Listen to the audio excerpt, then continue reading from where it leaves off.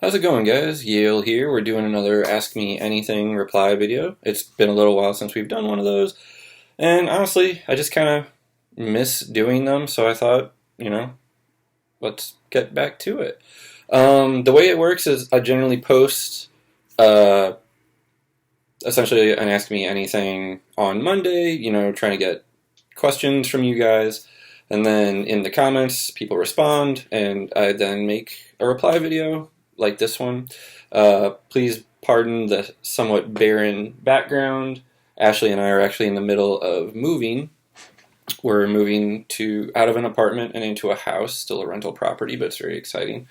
In fact, there might be an upcoming sale to help kind of accommodate some of that. But anyway, let's get to the Ask Me Anything. So I'm just going to go over here to the Patreon page and look at the questions. So the first question comes from NRG Comics.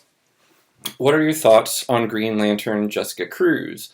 Personally, she's my favorite because she's the most relatable of all human GLs and by far the most defining of what it means to be a GL and overcoming fear, not being fearless. Now, this might seem a little bit blasphemous to some of you, but I don't read that much Green Lantern. I've never read that much Green Lantern. Certainly not anything with Jessica Cruz. From what I've heard, she's really interesting, but I just don't really have any experience with her. I wish I had something cooler to say, but that's kind of the sad reality of it. I do think that her character design is cool, and I've learned through personal experience that it's very much a super modern character design, and by that I mean her the Green Lantern symbol that appears over her eye works infinitely better as a Photoshop effect than as a pencil and ink thing. So, I tend to work traditionally, and usually when I draw her, it's a commission like at a convention or something. So all I really have is pencil, ink, and paper. And doing that on her face, where the hold lines are black and everything, looks really, really different than how it is in the comics, because in the comics there's no black hold line, it's all basically just a special effect. And I don't know, I just as someone who works in the craft, I find that really interesting, that there are certain character designs that are I wouldn't go so far as to say only possible due to the advent of digital coloring and stuff like that, but certainly a lot more effective in the era of digital coloring and digital post and things like that. So unfortunately, I don't really have anything more specific to say about Jessica herself, but I at least tried to provide a kind of interesting response to that. So we've got one more question. This one comes from Elizabeth Kidder. What inspired you to go towards fantasy for your new project? Are there any books or comics you were particularly inspired by for this new venture? So I think I've addressed this before, but it actually is a really good question, because as I was thinking about it when I read it the other day, I realized that it was kind of just the one that stuck out to me. It was the genre that stuck out to me the most. And I guess it kind of boils down to the fact that the general impetus for this idea was that Ashley and I, my fiance Ashley and I, were really interested in getting back into playing Dungeons and Dragons. And as anyone who is even vaguely familiar with Dungeons and Dragons knows, it's kind of like it's sort of like a team game, right? It requires a certain number of people to play, and we just couldn't really find anyone. And I realized that that's kind of been a recurring theme in my life anyway, is that I tend to find something that I'm really excited about, generally like a new activity, whether it's a video game or board game or card game, whatever. I will find this new thing, and I'll be really, really excited about it. But no one I personally know has any interest in it at all. So, so I end up, and I'm also one of those guys that, assuming I'm in the financial position to do so, I go like really, really hard right out of the gate. So I'll end up going out and buying all this stuff, like, oh man, this is going to be so great. I'm going to have so much fun.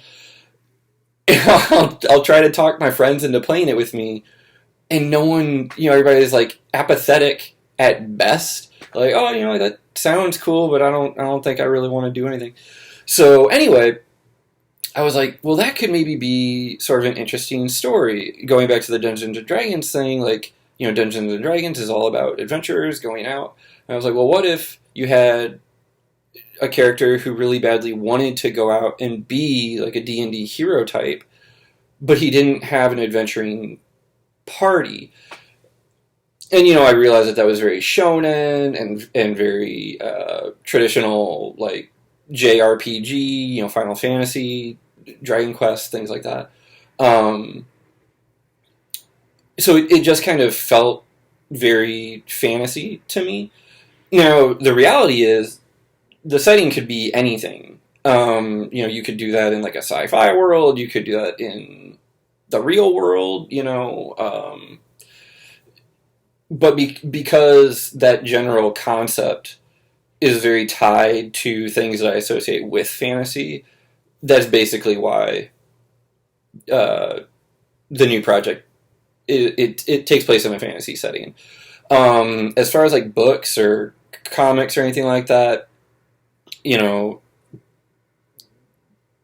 I have learned that you can not be inspired by Tolkien, but I've always personally been a big Tolkien fan, so I drew a lot from that. And in a lot of ways, it's kind of like a pseudo inversion of The Hobbit, I guess. At the start of The Hobbit, Bilbo is pretty reticent to go on this adventure, whereas in my thing, it's someone who comes from someplace not totally unlike the Shire. It's not like a one-for-one, but certainly, where Aiton comes from, being an adventurer is not particularly... It's almost kind of like down on it. It's kind of like wanting to be like a rock star or an actor or something like that. Is kind of like, why not just stay here and be a farmer, be a smith, be a bartender, quaint but steady living, comfortable life. And yeah, in Bilbo's case, he did want to stay in that world, and got dragged off by Gandalf and the dwarves. But in my case, Aiton decides that he does want that. So I guess in reality, he's a little bit like Frodo, because in Lord of the Rings, Frodo is actively kind of wanting to do that. But I digress. So Lord of the Rings, I'm trying to think of any other books or comics. I've actually actively been trying not to look at things like Necropolis and Headlopper, mainly because Jake and Andrew are both friends of mine, and I really don't want to potentially rip anything off of theirs. But at the same time, I can't really help it. I was looking at some stuff from Mobius's Adina, I think, The World of Adina. Tons of looking through art books and whatnot for Dragon Quest is a big one. All my Final Fantasy stuff, the Amano stuff, my Ultimania archives or whatever. Little bit of Conan. I hit up some friends of mine who've worked on Conan to try and get a feel for what kind of reference were you using? How were you thinking about it? Stuff like that. So yeah, I'm really sorry if you can hear they're doing some like gutter work or something out in other apartment buildings and it's kind of loud. Yeah, I think that generally answers the question. Yeah, the big two, and I guess a little bit One Piece, because One Piece, not necessarily stylistically, but it's kind of a similar premise. You know, Luffy sets out, oh, I want to be king of the pirates, but he doesn't have a crew, and you know, the first couple of volumes is him finding Zoro and finding Nami, and I was kind of looking at that as like how pacing should work in terms of like, okay, when does he meet party members? What can you do in the meantime between, you know, like while he's on his own, things like that. How does the story initially start? If you've read One Piece, you know it starts first off. Luffy is a child, and you're introduced to Shanks and that whole crew, which is not how my story starts. Um, but yeah, Lord of the Rings, just JRPG video games, One Piece.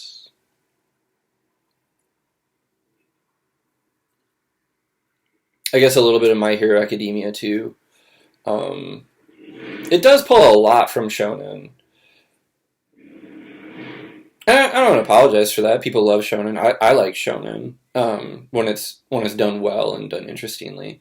Um, but yeah, I think that's pretty much. I think that pretty much covers it.